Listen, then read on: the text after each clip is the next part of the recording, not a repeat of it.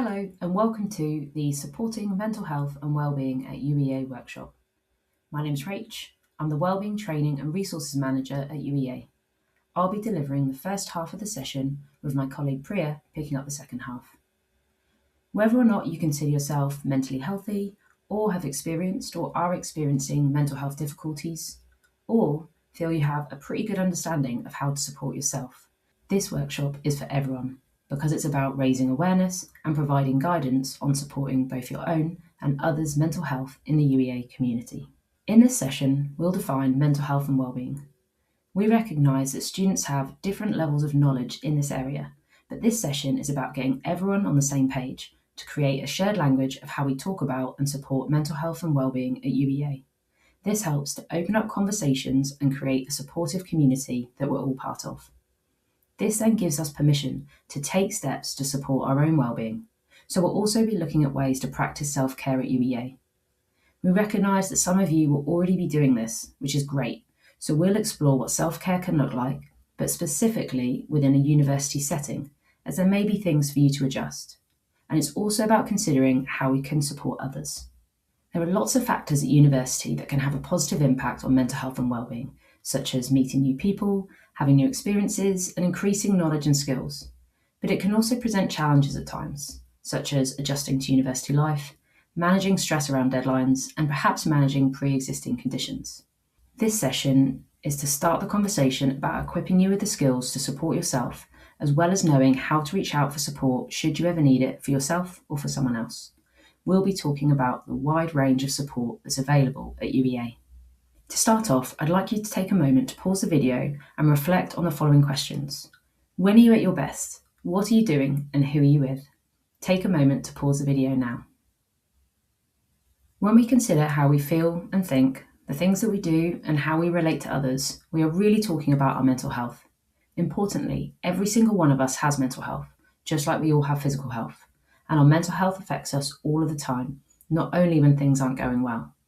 Acknowledging that we all have mental health helps to open up conversations, reducing the stigma that often surrounds it. And the four main mental health states we can find ourselves in are no distress, when we're feeling content; mental distress, which is our everyday temporary emotions, such as when we're running late.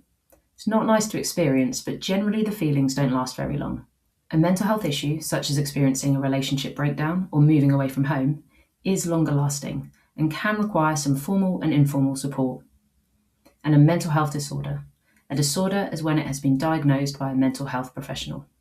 All these states make up mental health. It shows that it's not just about when we're experiencing difficulties, and it is possible to experience more than one state at once. It's also important to note that it is more complicated than this, but broadly speaking, our mental health can be categorised into these different states. The other key word in our session title is wellbeing. Our wellbeing includes our mental health, but it's also broader than that, taking into consideration our physical health as well as our social well-being too. These three all interlink and can impact each other, which then affects our overall well-being, meaning impacting how you live day to day and how satisfied you are with your whole life. A helpful tool to better understand the relationship and interplay between mental health and well-being and how they fit together is the mental health continuum, which I'll talk through now. Remember, as mentioned before, we all have mental health, so we all place on this continuum at different points. But it's also fluid, so where we place will change over time. This can give us hope in times when we, or the people around us, might be struggling, to know that although it may be challenging, it's a moment in time and not a permanent state. Across the horizontal axis, we have severe mental health diagnosis on one side to no diagnosis on the other. On the vertical axis is our well-being. At the top is positive well-being, all the way to negative well-being. In the top right quarter in blue on our continuum is where someone sits who has no diagnosis and a good well-being. This is where most of us sit most of the time. In the bottom right quarter in purple on our continuum is where someone has no diagnosis and a poor well-being. This is where someone is more vulnerable to moving into the diagnosis side of the continuum because, as we spoke about before, our well-being does include our mental health. So if we experience life challenges or are not looking after ourselves, it can make it more likely that we would develop a mental health disorder. In the bottom left quarter in green is where someone sits who has a diagnosis and negative well-being. This means they have a diagnosis and would be struggling to manage day to day. We hope someone here would be accessing support and not staying here for too long. And in the top left quarter in pink is where someone sits with a diagnosis, but with a positive well-being. This is really important because if it's well managed, then someone living with a diagnosis can achieve and live their life just the same as anyone else. And just because they're currently here doesn't mean they always will be. Much like if someone doesn't have a diagnosis, doesn't mean they always won't. The continuum shows us how mental health and well-being interplay. It also shows us the importance of taking an active role in looking after ourselves and prioritising our well-being. To recap, so far we've looked at defining mental health and well-being to help get us all on the same page. Next up, we're going to explore steps you can take to look after your own mental health and well-being. Thinking back to the continuum, this relates to the vertical axis and what you can do to help keep yourself above the horizontal line and experience a more positive well-being. There are many strategies and techniques that can help, but for the purpose of this session, we're going to talk through two: self-care and support. In other words, what are the things I can do to help myself, and when are the times or areas of my life that I might need more support from someone else? Self-care is defined as the deliberate practice of taking action to improve our own physical and mental health. Many of us already have a good understanding of what self-care is, so we want to explore specifically what this might look like within a university setting, and then get you to reflect on what this might look like for you. Start with the foundations of eating well, sleeping well, and staying active. These can often get overlooked or seen as too simple, but focusing on the foundations has a big impact on how we feel and our ability to function day to day. It helps to regulate mood and helps with focus, for example. And as with all self-care, this will look very different person to person, but could look like establishing a new daily routine by planning meals, having a regular sleeping pattern, and making time to be active. Connect with others by getting involved in different aspects of campus life. Connection impacts our sense of belonging and is one way to help with all the new aspects of starting uni to become your new normal. Connection can have a meaningful impact on how we feel. Make the most of activities on campus through the Student Union, Student Information Zone, and UEA Sport. You can also access the Buddy SU programme for more support settling into uni life. Find a balance between making time for studies and the rest of your life. Students can go one way of either spending most of their time having fun or solely focusing on their studies. And the reality is it's a balance of both that will help put you in the optimal mental state for learning and help you to make the most out of your time here. One way you could achieve this is by organising your time holistically, which means deliberately planning time for fun and relaxation, as well as your studies. Try to avoid comparison with others. Social media can be misleading. It can seem like everyone else is having the best time and doing well at uni, but that's not necessarily their reality. Comparison can be the thief of joy, making us feel worse by putting too much pressure on ourselves. If you feel you're being hard on yourself, try to practice self-compassion. For example, try speaking to yourself the way you would a good friend. And if your negative comparison particularly relates to social media, you could try limiting the amount of time you spend scrolling and also consider the time of day you're on socials. It's about building self-awareness about what feels right to you. Reach out for support from friends and family as well as more formal support. Holding problems in increases stress and pressure, and things may get worse. It's normal to need support sometimes. Talk to friends and family honestly about how you're feeling. Also, we'll look at support at UEA in the last part of the session. This is not an exhaustive list, but a few ideas to get you started. Why not take a moment now to pause the video and reflect on the questions? What do you already do to practice self-care? What do you feel will be helpful to you at UEA? And how will you hold yourself accountable? Take a moment to pause the video now. Hopefully you've taken some time to consider what works for you. This is important because self-care looks different person to person, so taking time to reflect what works for you can help you to build self-awareness about what best supports your well-being. Remember, the intention of the action is more important than the action itself, meaning if the intention of the action is to support you in both the short and long term, then it's probably self-care. It's important to try and reframe self-care as essential rather than a luxury.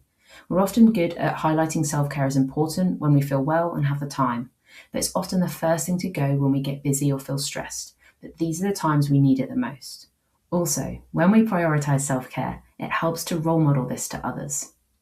It's also important to try and be flexible with your self-care routine. When we're too rigid with our routine or try to do too much, we can increase feelings of overwhelm, and then it's not really self-care anymore. And the reality is you can't do everything that keeps you well all of the time. Also, it's okay to get it wrong. As students, you're here to learn for your studies, so part of that learning is how to look after yourselves too. Give yourself and others the space to get it wrong. We're all fallible. Thanks, Rach. Hi, I'm Priya, one of the Wellbeing trainers at UEA, and I'll be picking up the second half of this session. Although we have talked a lot about helping others, this does not mean that you should suffer alone. Part of developing self awareness and prioritizing self care is knowing when to reach out for support. However, it can be difficult to reach out for many reasons, such as the stigma attached to talking about our mental health difficulties can increase feelings of shame, or we may think it's not that bad or that someone else has it worse. All of these things can make it harder to ask for help. There can also be increased stigma depending on your cultural background or beliefs around mental health. Also, we may not recognize the problem as mental health issue. It is unlikely that we're going to ask for support if we don't recognize the problem is affecting our mental well-being. It can be difficult to gain perspective on what is happening in the moment. And one of the most common barriers we see is simply not knowing what support is available or how to access it. We recognize that it can be difficult to ask for help, but I want to reassure you that there is a lot of support available at UEA for all of our students, which I'll briefly talk through now. There is a team of advisors embedded in each faculty to provide direct support to students in their school of study. They strive to support you in a way that is appropriate to you, your cultural background, faith, and beliefs, and can offer help on a range of difficulties, including mental and physical health issues, as well as any concerns about engaging with your studies. Your welfare is our primary concern, and the team will reach out to you if any concerns have been raised regarding your well being, including how well you are engaging on your course, as this can be one of the early warning signs that there's an issue with your well being. I want to emphasize that no problem is too small. It's never too early to work on your well being, and it's never too late to ask for help.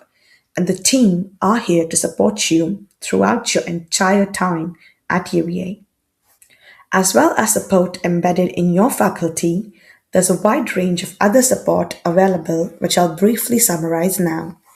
There is mental health support available from our well-being advisors who can discuss the impact of your mental health on your studies and what support can be put in place. We also provide free access to talking therapies. We offer one at a time session therapy so you can access support at the point of need. We also deliver a wide range of workshops and events across the year. All students can book on to any workshop they're interested in, and you do not need to have a mental health diagnosis to access any of this support. There is also disability support from our disability advisors. We offer a support service for all students with disability. This includes dyslexia, long term and short term medical conditions, as well as any acute medical conditions that affect your ability to engage with your studies. The team can help you with adjustments as well as applying for disabled students allowance. The service also offers a range of support for students with specific learning differences. This includes reasonable adjustments, assessment adjustments, and advice and guidance from specialist specific learning differences advisors. We also provide a free neurodiversity screening service for students who suspect they may be neurodivergent, which allows you to access full university support without a full diagnosis.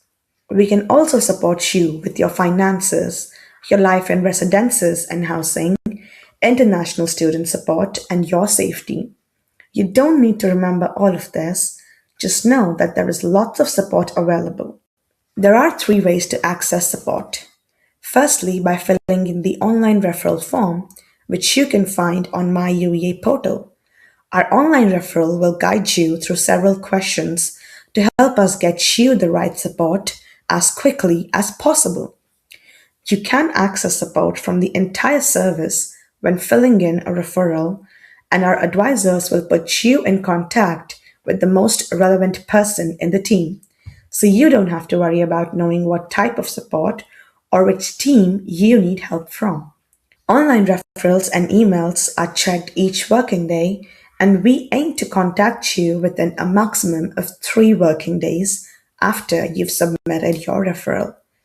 Depending on the information you provide, you may be referred to one of our teams or to online and external services.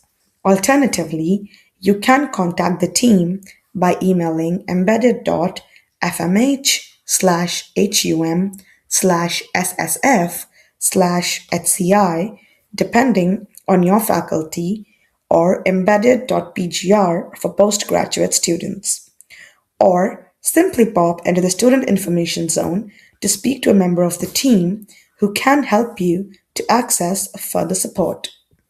While our service operates Monday to Friday 9 to 5, our well-being doesn't always fit neatly within these times. So there is self-help and support to be aware of that you can access for free at any time.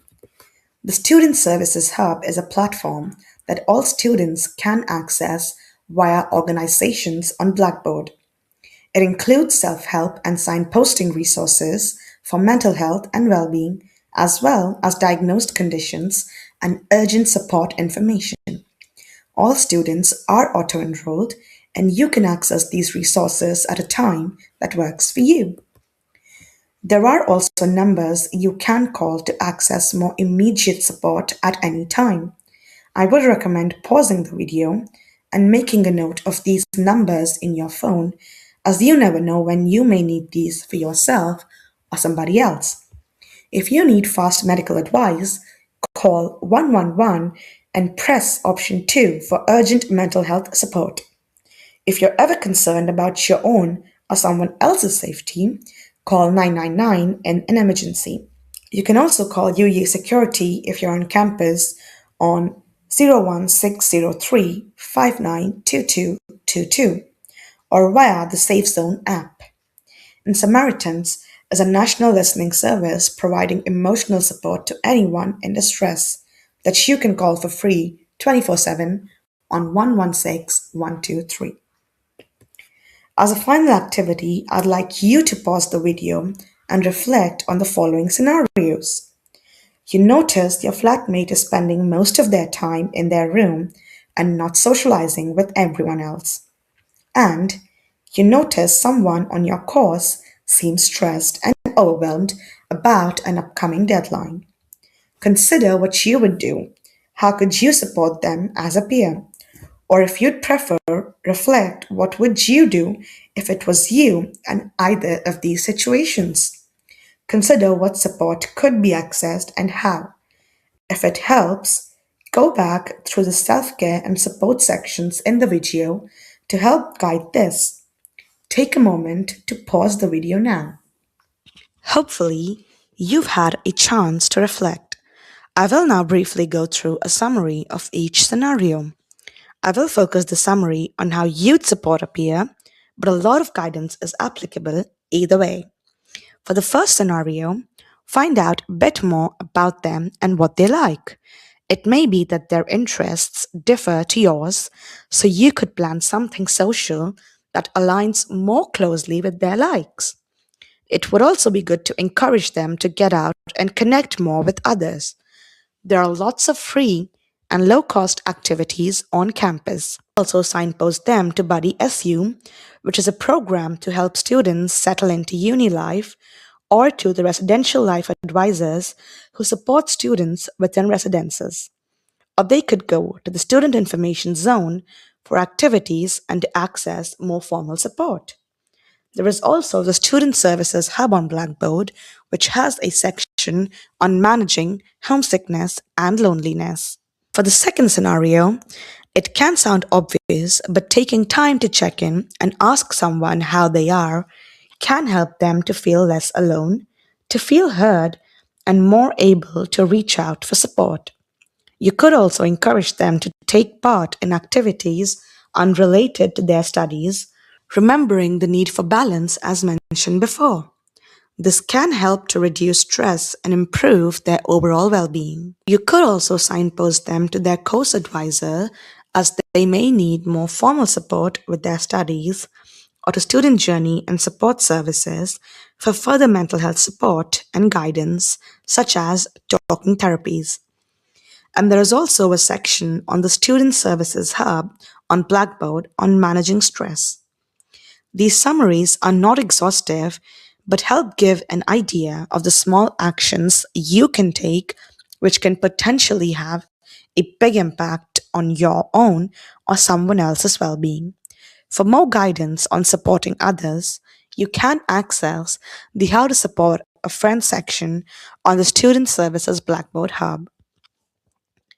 We hope this session has felt useful to you, and from watching this, you feel able to define what is mental health and well being, recognize the importance of prioritizing your well being, and identify the support available at UEA and how to access it. And the session is really just a starting point. So, here are some actions you could consider after watching this video. You could start a conversation with someone about their mental health by asking them how they are and how they're settling into university. Reflect on how you are feeling today and take one small action to support your well being. Search student journey and support services on my UEA to find out more information and bookmark the online referral form.